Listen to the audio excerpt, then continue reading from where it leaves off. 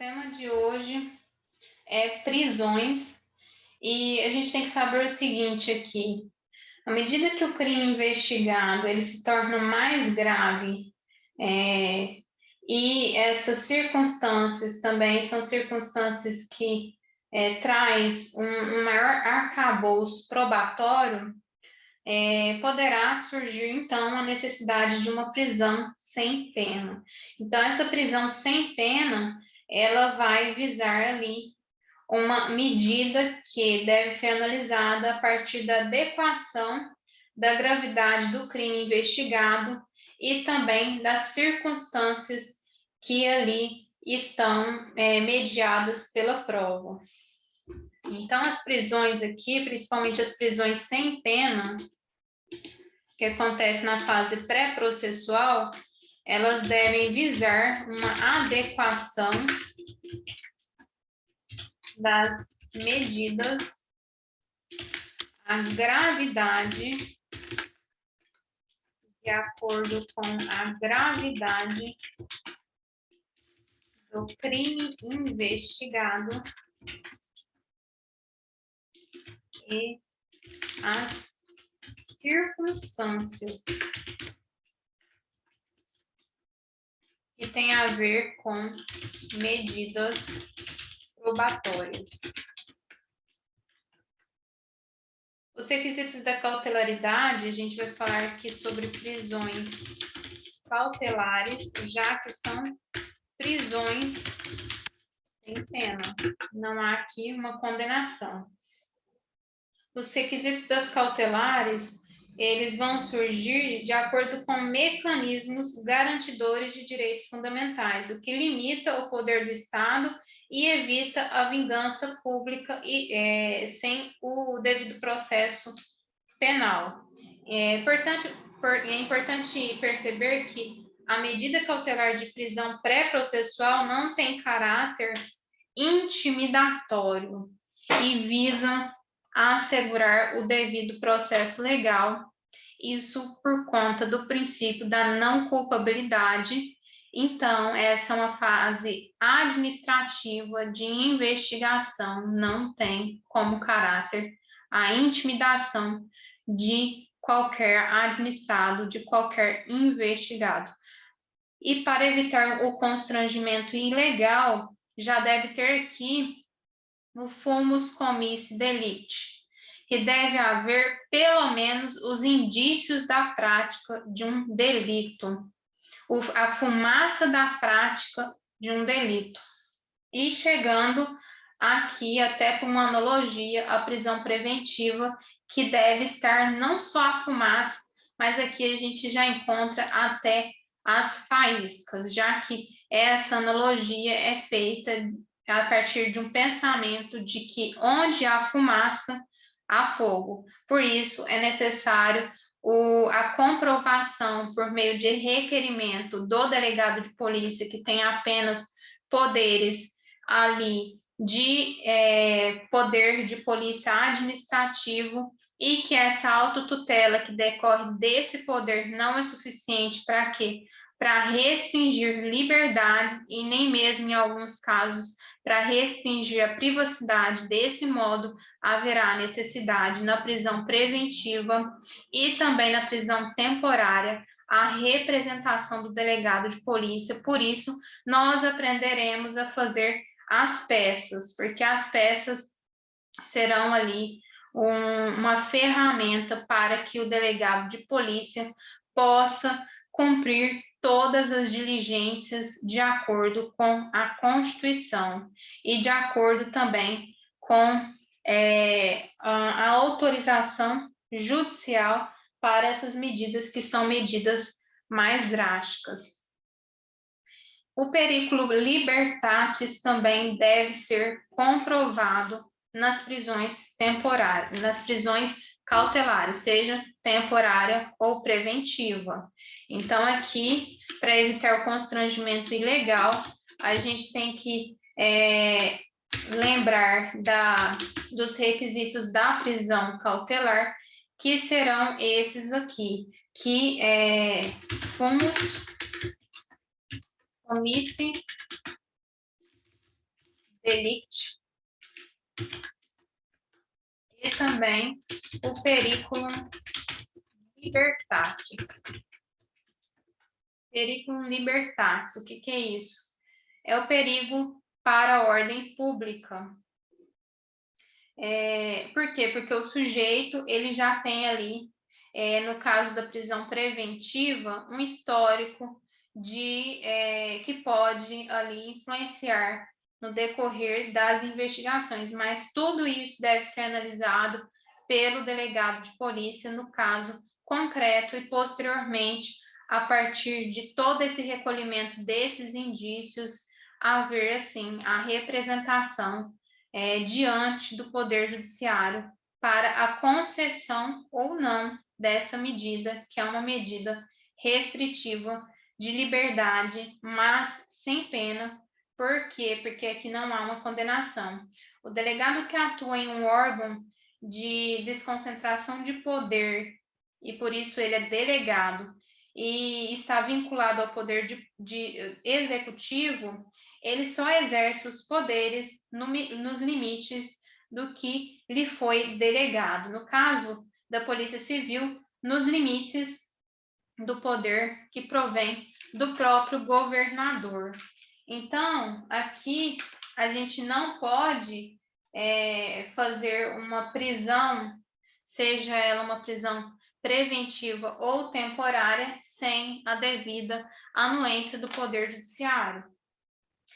E para a gente fazer as peças, para a gente entender essas peças, a gente tem que saber que esse rol presente aqui nessas prisões, eles vão ser o quê? Mais ou menos restritivos. Por exemplo, aqui, vamos fazer aqui, colocar um método para a gente entender as diferenças iniciais da prisão temporária e da prisão preventiva, já com essa analogia de fumaça, faísca e fogo. Então, vamos colocar aqui fumaça como método aqui didático, faísca,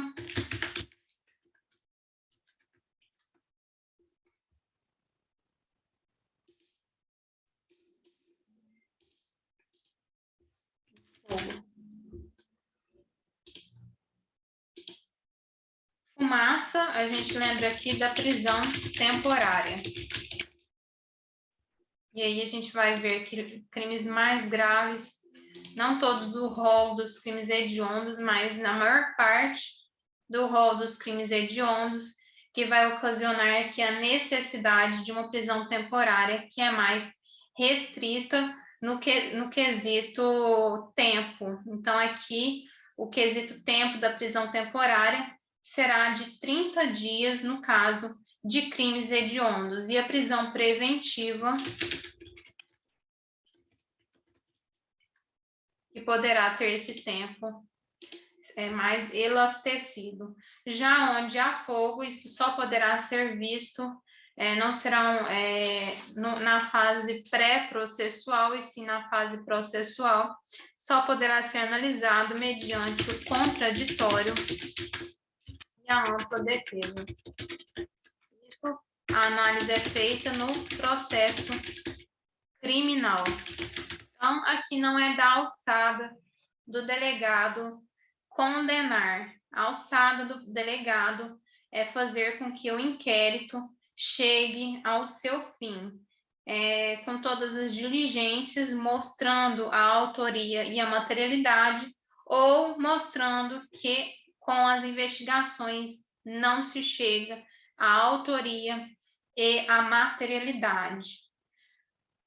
O examinador, no momento que ele vai redigir uma questão, o que ele quer? Ele quer que essa questão ela tenha características singulares de cada medida, porque se ele colocar características muito gerais, essa questão ela pode acabar tendo dois gabaritos. Então, se colocar medidas muito gerais aqui, essas medidas elas poderão aqui ser motivo tanto para prisão temporária quanto para prisão preventiva. Por isso que a gente tem que ver quais são as medidas diferenciadoras de uma prisão e de outra prisão. E para isso a gente tem as leis, aqui o artigo 313 do Código de Processo Penal, aqui o artigo 1º da lei e 2º da lei 7960. E é isso que a gente vai fazer agora, dar uma lida nessas leis e ver que muito se parece uma lei com a outra, um artigo com o outro, mas aqui estará a falar de prisão temporária. Caberá a prisão temporária quando imprescindível para as investigações do inquérito policial. Então, aqui, numa prisão cautelar, não se pode restringir a liberdade de uma pessoa por qualquer motivo. Então, essa liberdade, em uma fase pré-processual, ela sempre deve ser analisada pelo princípio da proporcionalidade, adequação medida e isso comparado com a necessidade. Então, a medida e a necessidade. E já que é restrição da liberdade, em toda medida cautelar pré-processual, deve essa medida ser imprescindível. Então, se colocar uma questão, colocar uma peça, só falando que a medida é imprescindível à investigação do inquérito policial, não haverá o quê? Não haverá um afunilamento para que possamos, então, entender qual a medida adequada para ser pedida, para ser ali representada diante do Poder Judiciário. Então, não é esse o inciso que vai ser o inciso definidor para prisões cautelares em seu aspecto específico de diferenciação entre prisão temporária e prisão preventiva. Inciso 2. Quando o indiciado não tiver residência fixa ou não fornecer elementos necessários ao esclarecimento de sua identidade. Também é um elemento importante, mas também pode acontecer isso tanto na prisão temporária quanto na prisão preventiva. Não é ali um inciso que vai trazer uma diferenciação no momento que estamos diante de uma peça para saber qual será a medida adequada. Inciso 3, quando houver fundadas razões de acordo com qualquer prova admitida na legislação penal de autoria ou participação do indiciado nos seguintes crimes. E aqui sim, a gente tem que saber o quê? Que esses crimes que aqui aparecem são crimes de um rol taxativo. Então, o homicídio doloso, quando a gente vê ali um homicídio doloso, a gente já pode desconfiar que é o quê? Que é uma medida temporária, que é uma prisão temporária, que estamos diante aqui de um pedido de prisão temporária. Mas essa prisão temporária, ela pode aqui virar uma prisão preventiva. Por quê? Porque nos casos, vamos supor que tem lá uma peça de um crime, que é um crime de homicídio, é um crime o quê? Hediondo, e está previsto no quê? Como um crime ali de ordem de prisão temporária. Só que se no caso vier também que ocorreu esse crime, mas o condenado por esse crime doloso, se ele tiver condenado por outro crime doloso também, em sentença transitada em julgado, já será o quê? Uma prisão preventiva. Então, é necessário o quê? Primeiro, olhar se é uma prisão preventiva, porque a prisão preventiva, como a gente falou, é uma prisão mais restrita, que tem requisitos mais restritos. Por quê? Porque a prisão temporária, na analogia, a gente viu que é uma fumaça. Já na prisão preventiva, há uma faísca. E o fogo acontecerá ali no momento da condenação. no momento processual. Então, aqui, os dois artigos principais para diferenciar é o inciso 2 e 3, porque os crimes dolosos punidos com pena privativa de liberdade máxima superior a 4 anos. Então, aqui, a maioria dos crimes hediondos vai entrar nesse inciso 1, e se tiver sido condenado, aí sim que a gente vai ver a diferenciação de prisão preventiva. Por quê? Porque vai acumular requisitos, que é o crime, mas mais uma questão de ordem processual.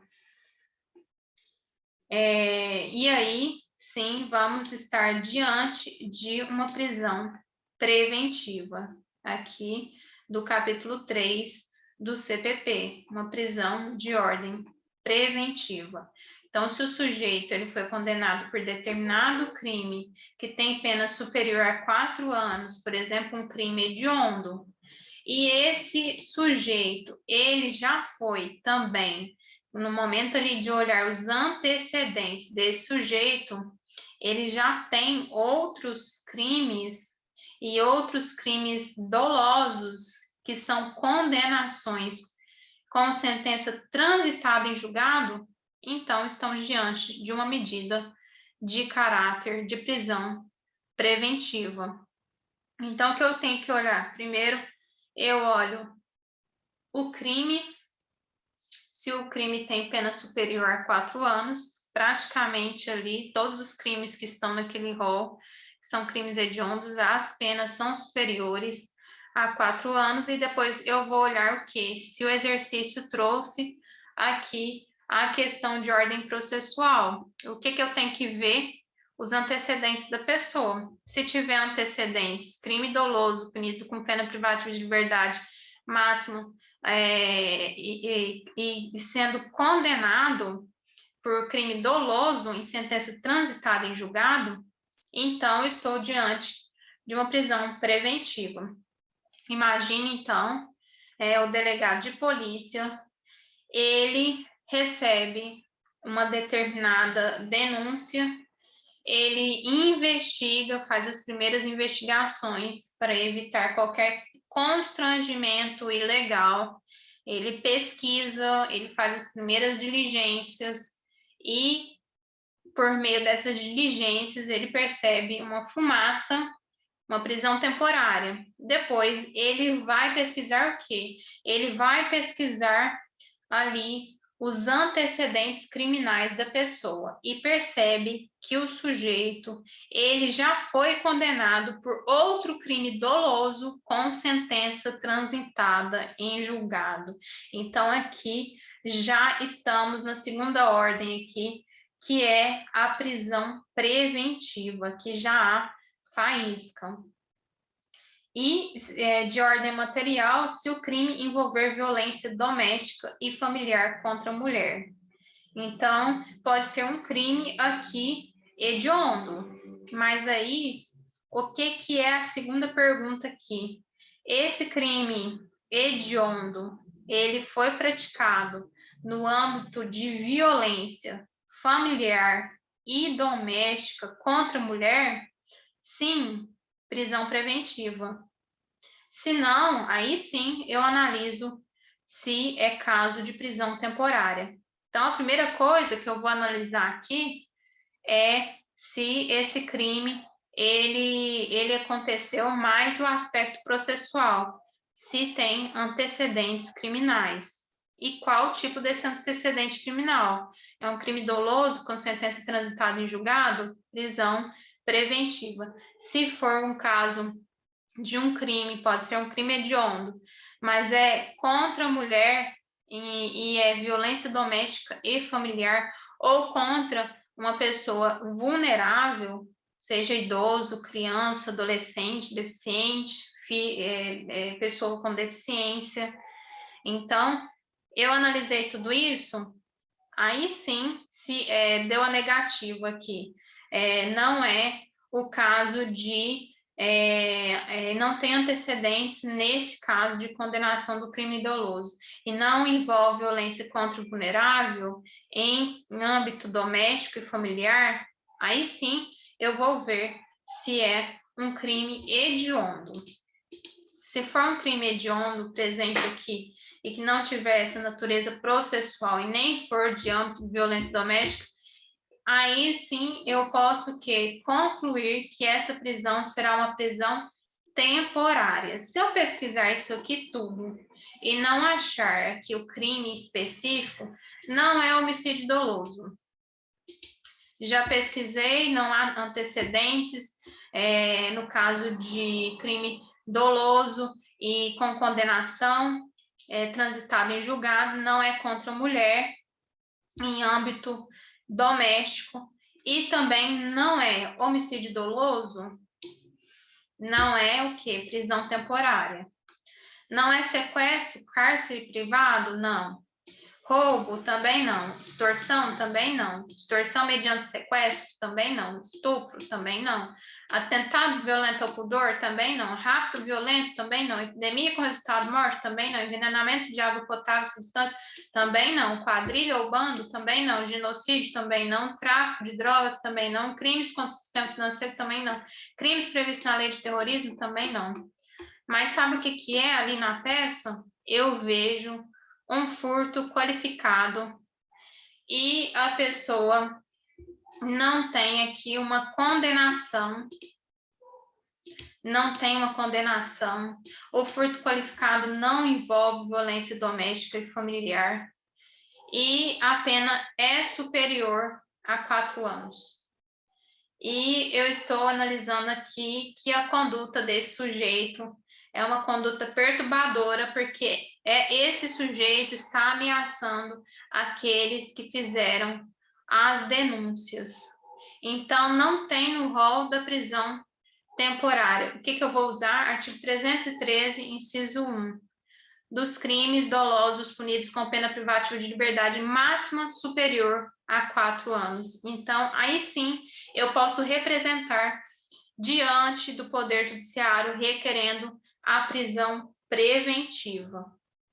Então, é assim que a gente vai olhar e saber diferenciar prisão preventiva de prisão temporária.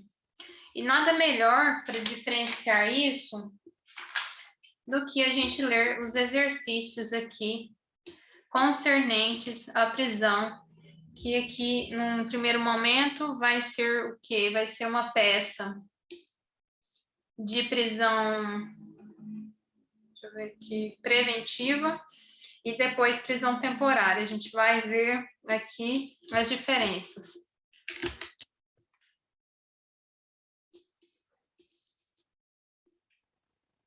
Vamos ler, então.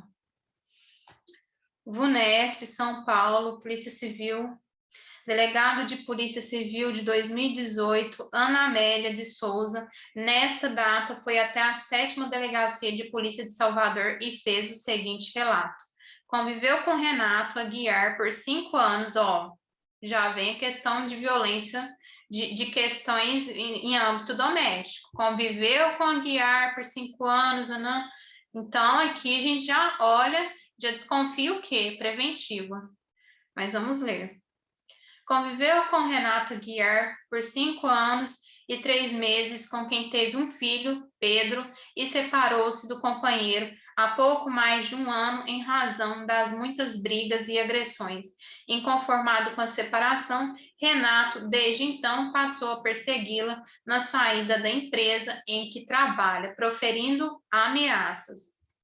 Em setembro de 2017, solicitou e obteve a medida protetiva que proibia a aproximação do ex-companheiro de sua casa e do local de trabalho, que a gente já começa a ver já medidas processuais, já no âmbito judicial, e já começa a fortalecer a questão da prisão preventiva, bem como qualquer tipo de comunicação. Renato nunca obedeceu àquela ordem judicial. Por 2 vezes, entre dezembro de 2017 e o início de 2018, Renato a parou na rua e, torcendo com muita força seu braço, repetiu que não aceita viver longe da ex-mulher e que nenhum estranho vai criar o seu filho.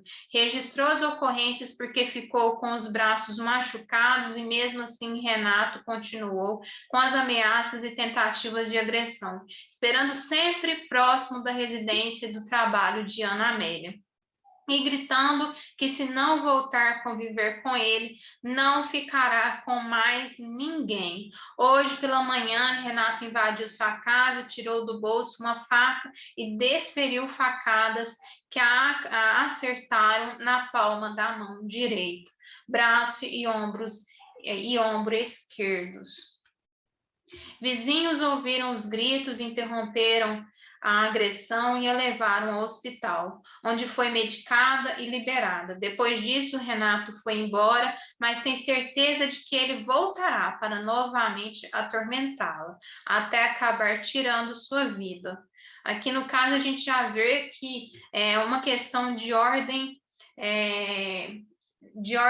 do próprio social aqui. Por quê? Porque, se não haver uma medida o mais urgente possível, pode acarretar que uma investigação que não levará a um resultado útil, porque essa mulher está correndo, inclusive, risco de morrer.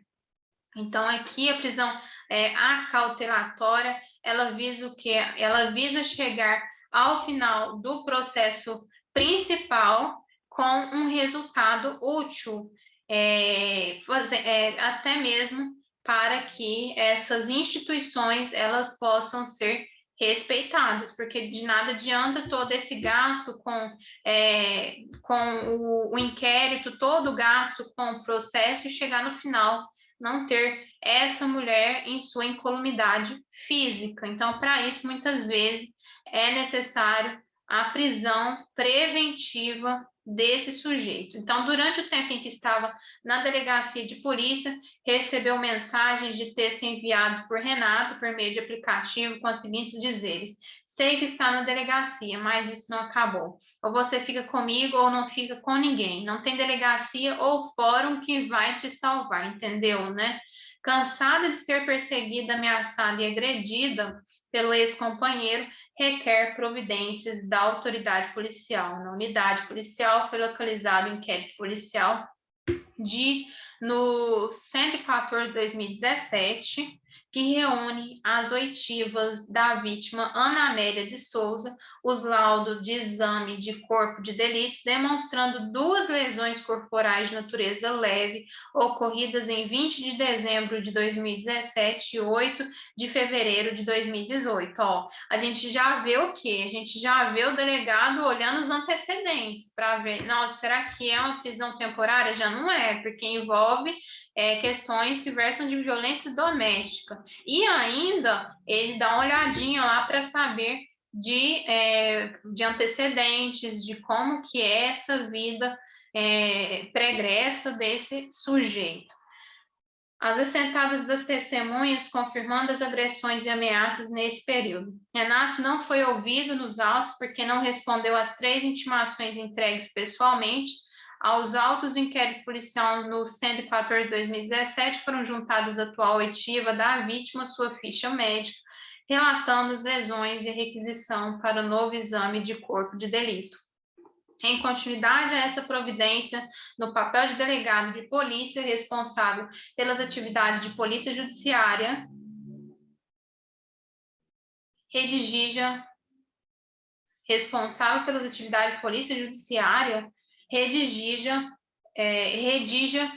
a peça processual adequada e tendente a fazer cessar a violência sofrida por Ana Amélia de Souza, fundamente e motive.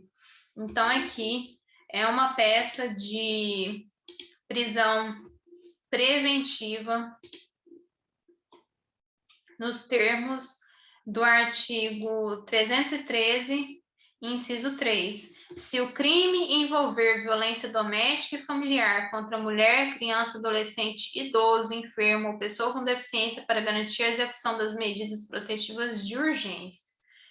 Então, aqui, podia ser, por exemplo, um crime doloso, podia ser uma extorsão, podia estar falando aqui na peça de uma extorsão, mas se esse crime, ele ocorreu dentro desse aspecto de violência doméstica e familiar contra mulher, criança, adolescente, idoso, deficiente, qual que é a medida?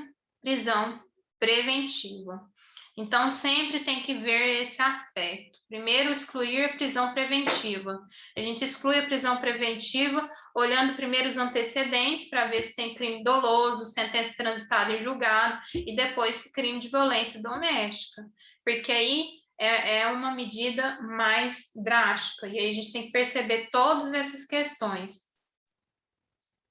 E tudo isso deve ser analisado pelo fumus comis delicti e também pelos indícios ali de periculo libertatis. Então, aqui, fumus comis delicti, o que eu vou pesquisar? Ah, tem já testemunhas?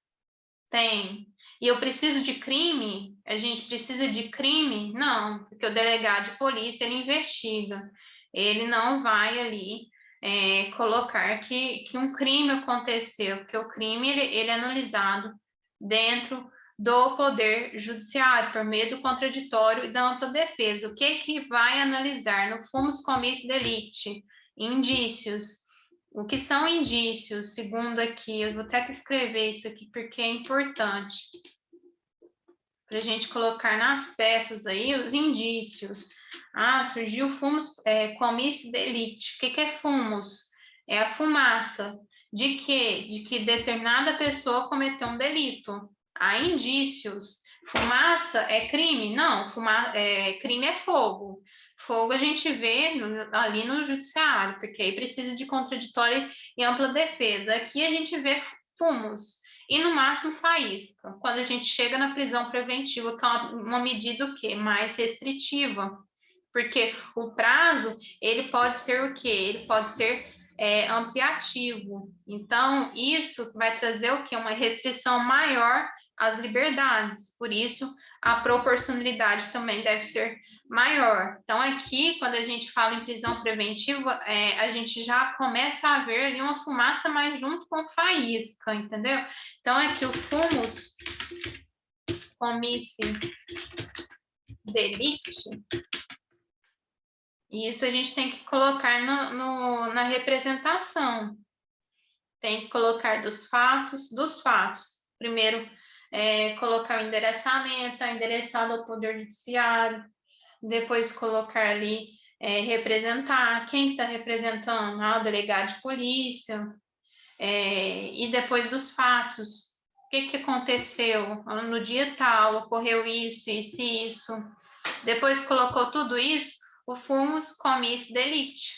O que é isso? É a fumaça de que há o cometimento de um delito. E aí, a gente lida com crime? Não, porque se a gente lidasse com crime, não precisaria do judiciário. A gente vai lidar com indícios. E aí, sim, pode haver autoria e materialidade, mas pode estar ali agindo em legítima defesa, né? Pode haver autoria e materialidade, mas pode estar em estado de necessidade. Isso tudo vai ser olhado em um segundo momento na fase processual. Quando o delegado de polícia vai representar na fase pré-processual, ele está ali falando de indícios. Os indícios, o que são indícios? A gente vai colocar aqui no momento em que estiver falando da cautelar. Então, quando falar da cautelar e os requisitos, fumus comis delicti e periculo libertatis, no fumus comis delicti, o que eu preciso pesquisar no caso concreto? Os indícios que o fato realmente anda acontecendo. Para isso, eu preciso de quê? Eu preciso de elementos probatórios relevantes. Testemunhas, eu já posso ter requerido antes uma medida não prisional, porque primeiro a gente pode tentar medidas não prisionais, mas também a gente tem que ver a questão da ordem pública, porque se já há um fumus de indícios ali, que inclusive pode chegar ao final do processo principal, e eu não ter incolumidade física dessa determinada pessoa que está ali, uma suposta vítima, então eu preciso de mais rapidez, até mesmo para a honra das instituições. Não adianta nada um gasto administrativo tão alto numa fase pré-processual, se chega no fim da fase da fase processual, demorou tanto que no final a pessoa ali, nesses casos de violência doméstica, ela já está ali em um estágio muito deplorável. Então, por isso que a prisão preventiva, ela é uma prisão até mais, que pode ter mais dias ali, mais elástica no seu prazo processual de prisão, que vai restringir a liberdade desse indivíduo, ela é muito necessária. Então, os indícios aqui, voltando, é um fato em relação precisa com outro fato.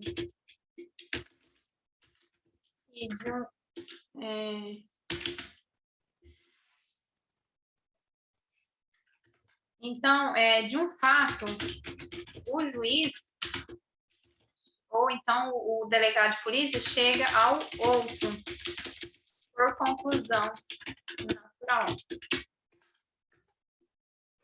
Então, aqui eu estou procurando um determinado objeto, né? Determinada pessoa, ela foi ameaçada com um revólver calibre tal, assim, assim e assim. E eu peço ali para o judiciário uma medida de busca domiciliar e acabo achando exatamente aquela arma com aquelas características e também antes já havia testemunhas que falavam que determinado sujeito estava com determinada arma com as características, esse sujeito tinha determinado jeito, tinha determinado semblante, tinha determinado tipo de feição, de cabelos, era assim, assim, assim, e eu encontro exatamente todas essas características em um determinado lugar. São indícios. E esses indícios, por quê? Porque de um fato eu fui ali analisando todos os vestígios e cheguei a outro fato. E esse indício é que um fato se relaciona com outro fato. Então, nesse fato aqui, por exemplo, que tem uma determinada pessoa que fala que foi agredida, que está recebendo mensagem de ameaça e tal coisa. O delegado de polícia dá uma olhada nos antecedentes, o que acha um outro inquérito policial com determinadas testemunhas realmente falando que essa pessoa era agredida, que aconteceu isso já em determinados dias, e eu ainda acho ali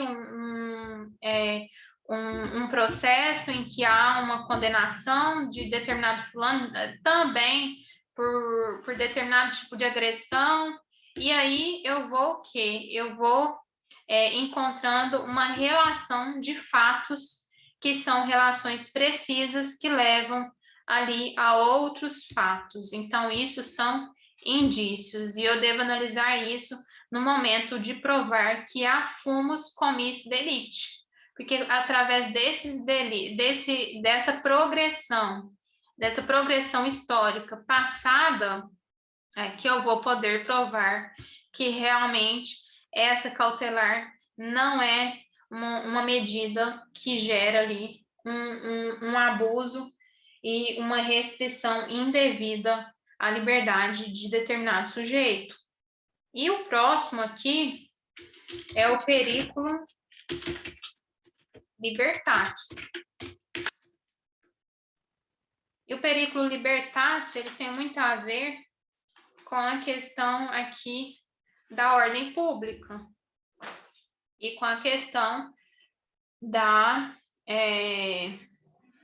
própria honra das instituições. Por quê? Porque se determinada pessoa tem um comportamento que é um comportamento que pode fazer com que eu não ache mais essa pessoa, que essa pessoa aí não seja rastreada, então ela tem ali um perigo de fugir, ela tem perigo, ela é uma pessoa influente, que se eu deixar essa pessoa sem as medidas devidas cautelares, ela pode ali fazer com que use dessa influência para que esse inquérito ele seja prejudicado.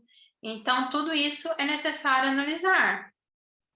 Essa pessoa é uma pessoa que ela ameaça o próprio delegado. Então, nesse caso, há um perigo de manter essa pessoa com o seu direito de liberdade. Então, há aqui que provar o periculo libertatis. E esse periculo libertatis, ele deve visar o quê? Ele deve visar interesses individuais? Não. Interesses privados? Também não. Interesses de comoção pública? Também não. Ele deve assegurar a ordem pública. Quando eu asseguro a ordem pública, eu posso estar falando aqui, inclusive, de assegurar a própria integridade do sujeito que está sendo investigado, que ele pode chegar, a gente pode chegar no final da investigação e a gente vê que a própria população utilizou ali de uma justiça privada, de uma ira privada e de uma lei de talia, um olho por olho e dente por dente, e acabou que esse sujeito não está nem mais vivo até o final dessa investigação. Então, assim, essa necessidade de resguardar a incolumidade física não é só da vítima, é inclusive do próprio investigado, e isso é ordem pública. Quando a gente fala em ordem pública, tem um habeas corpus 89090 de Goiás, STF, que ele vai dar aqui para a gente os passos do que seria essa ordem pública, as características: necessidade de resguardar a integridade física do próprio investigado, imperativo de impedir a reiteração das práticas criminosas desde que tal imperativo esteja lastreado em provas concretas.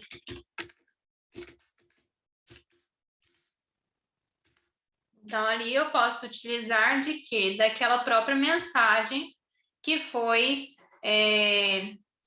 passada ali pelo sujeito, aquele sujeito agressor, supostamente agressor, e que fala dessas ameaças. Então, aqui impede o quê? De prática criminosa, que esse sujeito continue a violentar essa mulher. Então, aqui a gente pode usar o quê? Desse imperativo de impedir a reiteração das práticas criminosas. Isso iria aqui cair justamente no periculo, na justificativa do periculo libertatis. E aqui um próximo requisito é assegurar a credibilidade das instituições públicas, adoção tempestiva de medidas adequadas.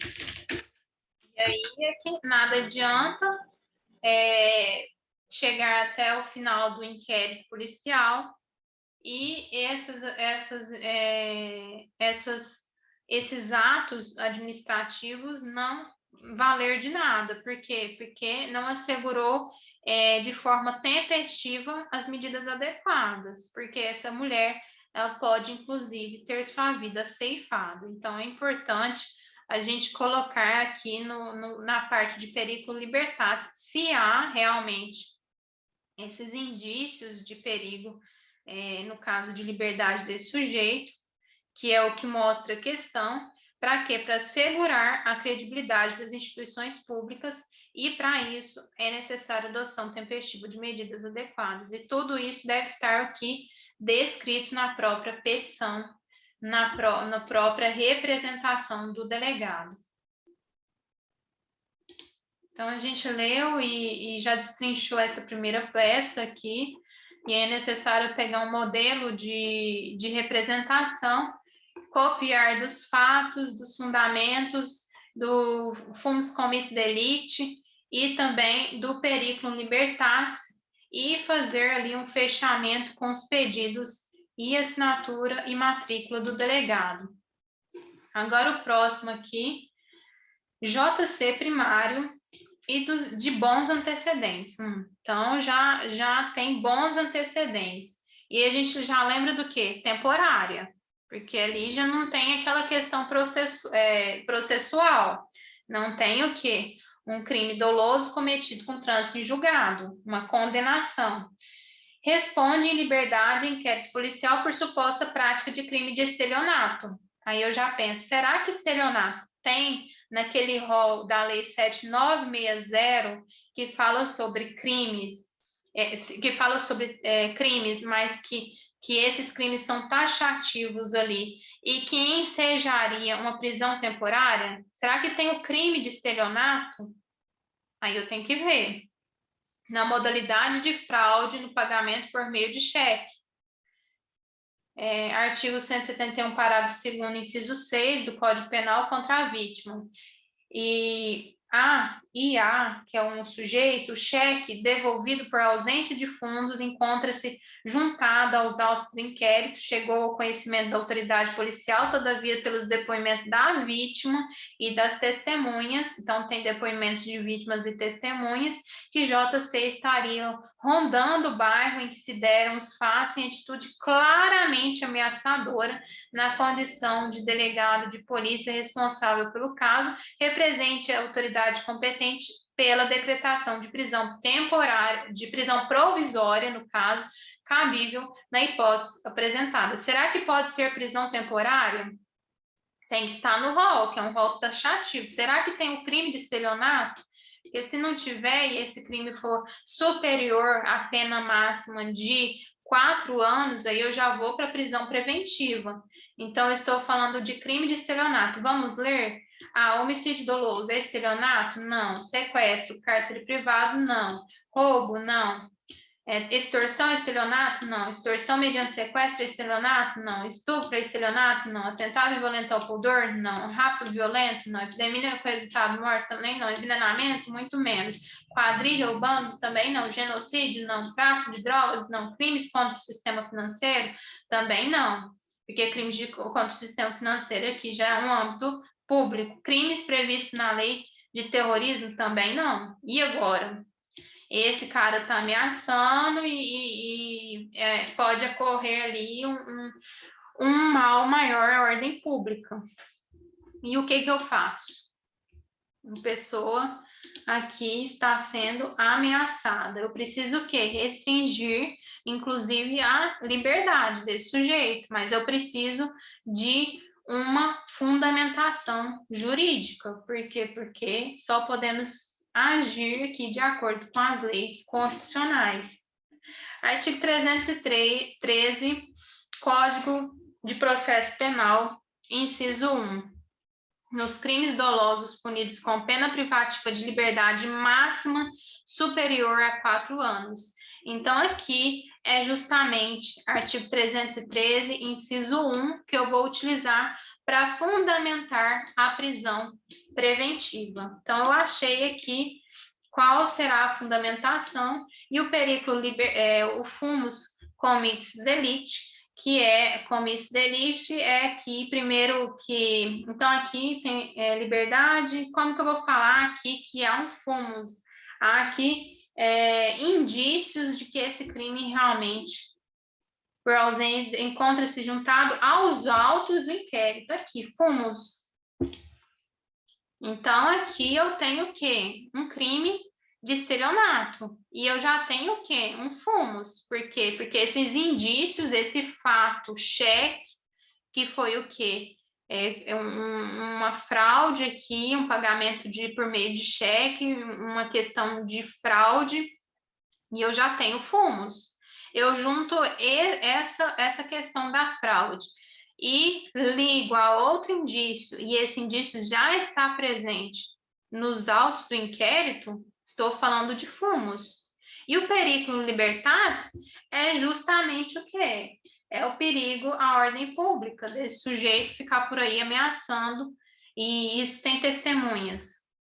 Por quê? Porque tem que ser uma ameaça aqui, que não é só de ouvir falar que ameaçou, tem que chamar as testemunhas para depor, para restringir ali a liberdade. Então, aqui há depoimentos de vítimas e das testemunhas. Então, aqui eu já vou fazer a representação, iniciando com endereçamento, depois eu vou qualificar as partes, depois eu vou organizar esses fatos. No dia tal aconteceu isso, isso e aquilo, e fazer uma conclusão dos fatos. Depois eu vou fundamentar isso no fumus comis delicti e também no periculum libertatis. Então, eu tenho que fazer um tópico para esse fumus comis delicti e também um tópico para o periculum in libertatis. Então, aqui a gente já terminou essa parte. E há também a prisão temporária. A prisão temporária, a gente vai ver aqui que ela pode... deixa eu ver se é uma prisão temporária. Vamos ler. No dia 10 de outubro de 2014, às 21 horas, a viatura de patrimônio 22.356 da Polícia Militar foi acionada para atender um início de tumulto na Avenida Beira Mar. Os soldados Francis e Deodato, ao chegarem ao local, encontraram alguns populares que imediatamente se dispersaram, restando Anita Medeiros e Renato de Oliveira contido pelo policial Francis, ao tentar se evadir em razão dos gritos de foi ele que matou meu pai, pronunciados por Anita. As partes foram conduzidas ao plantão do 8º Distrito Policial, ocasião em que a Anita relatou que no dia 5 de setembro de 2014 estava com seu pai, Alfredo Medeiros, no carro da família dirigido por ele. E por volta das 22 horas, ao pararem no sinal vermelho na Avenida Bernardo Manuel, esquina com a Rua Cristo Redentor, foram abordados por Renato, que anunciou o assalto e mandou que ambos saíssem do carro. Assustado, Alfredo fez um movimento imediato para tirar o cinto de segurança quando Renato disparou a arma de fogo que apontava todo o tempo para Alfredo. O tiro acertou a cabeça do pai de Anita, que morreu na hora. Renato, antes de fugir, ainda pegou o celular que estava no bolso da camisa de Alfredo, nesta data, ao sair de uma feirinha de artesanato. Anita avistou Renato em meio a um grupo de pessoas que parecia usar drogas, reconheceu e começou a gritar para que alguém o detivesse. Quando então algumas pessoas o seguraram até a polícia chegar. O boletim de ocorrência havia sido registrado nessa unidade policial, mas o apuratório penal não havia sido deflagrado ainda. Renato de Oliveira, ao ser interrogado, negou ter cometido qualquer crime, bem como qualquer envolvimento com drogas.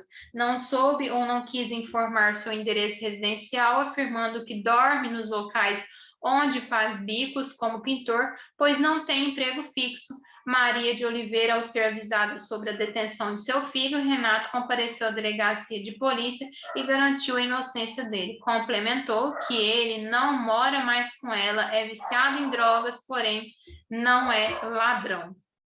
A pesquisa relativa aos antecedentes criminais apontou que Renato já cumpriu pena pelo crime de tráfico de entorpecentes e foi posto em liberdade em dezembro de 2013. Formalizadas a portaria inaugural, as declarações da filha da vítima, de Maria de Oliveira, o auto de reconhecimento, o interrogatório e o indiciamento de Renato no inquérito policial, como delegado de polícia responsável pela atividade de polícia judiciária, redige a peça processual adequada à continuidade das investigações do crime que vitimou Alfredo Medeiros, fundamente e motive. Então, aqui eu tenho que ver o quê? Tem um crime aqui. E esse crime está sendo investigado. Se esse crime está sendo investigado, eu tenho que olhar o quê? Primeira coisa, se é uma prisão preventiva. Aí eu olho aqui se falou, ó, o boletim de ocorrência havia sido registrado, tem antecedentes, tem crime doloso, condenação. Detenção, Renato compareceu à delegacia e garantiu a inocência dele. A pesquisa relativa aos antecedentes criminais apontou que Renato já cumpriu pena por crime de tráfico de entorpecentes e foi posto em liberdade em dezembro de 2013. Então, não é crime doloso. Não é crime doloso. E para ser prisão preventiva tem que ser o quê? Crime doloso. Ó, se tiver sido condenado por outro crime doloso em sentença transitada em julgado, ressalvado os casos no inciso 1. Então, aqui, tiver sido condenado por crime doloso. Aí a gente tem que saber se o tráfico de drogas aqui é um crime doloso. Se entra aqui o tráfico de drogas. Porque assim, eu posso pedir o quê? Uma preventiva. Então, vamos dar uma olhada aqui. Então, foi aqui um caso de latrocínio. E a gente deve saber que esse caso de latrocínio, ele vai aqui ter uma medida cautelar, segunda temporária, a prisão temporária, mas a gente tem que ver se também não vai ali ser um caso de prisão preventiva. Nesse caso aqui, que houve essa formalização.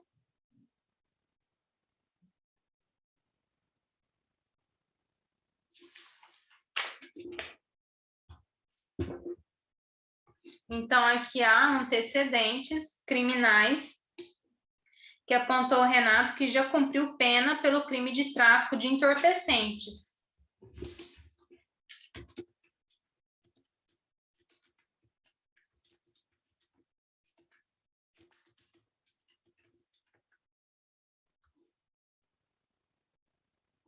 É sim um crime doloso. O tráfico ou uso indevido ou substância entorpecente ou que determinam dependência física ou psíquica é crime doloso. E agora a gente tem que ver o quê? Se foi transitado em julgado, porque aqui ter sido condenado por outro crime doloso em sentença transitada em julgado. Então, vamos ver se tem sentença transitada em julgado. Antecedentes criminais apontou que Renato já cumpriu pena pelo crime de tráfico de entorpecente e foi posto em liberdade em dezembro de 2013. Então, aqui faltou dizer se a sentença transitou em julgado. Provavelmente sim, por quê? Porque ele cumpriu pena. E aí, essa peça foi considerada uma peça de temporária. Uma peça que exigiu uma prisão aqui, um requerimento, uma representação de uma medida temporária. Então, aqui é bastante o quê?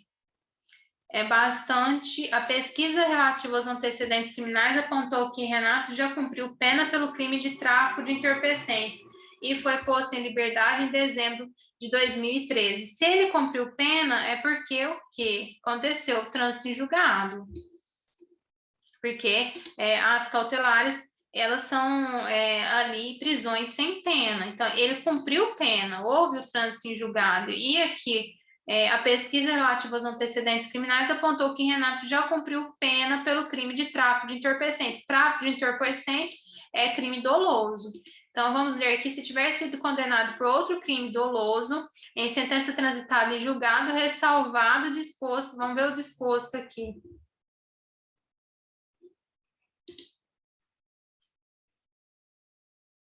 Artigo 64. Para efeito de reincidência, não prevalece a condenação anterior se entre a data do cumprimento ou extinção da pena e a infração posterior tiver decorrido período de tempo superior a 5 anos, computado o período de prova. Também não foi esse caso, porque aqui não há esse período superior a 5 anos de tempo, de decorrido esse tempo. Porque na peça vai falar o seguinte aqui nessa peça. Que esse crime aqui foi cometido em 2014 e a pesquisa relativa aos antecedentes criminais apontou que Renato já cumpriu pena pelo crime de tráfico de entorpecentes e foi posto em liberdade em dezembro de 2013. Então, do crime de 2014 até 2013 tem aí 1 ano só, não tem essa questão de 5 anos. Já foi formulada a portaria inaugural e foi considerada uma peça que deveria ser fundamentada em disposição de prisão temporária, artigo 1º, caberá prisão temporária, e aqui a gente coloca latrocínio, mas aqui esse latrocínio vai incluir no inciso 3, a linha C, no crime aqui de roubo, que é um roubo e depois ali acumulado com homicídio, que fica que vai ser o que vai ser adaptado no tipo latrocínio, mas como não tem latrocínio, a gente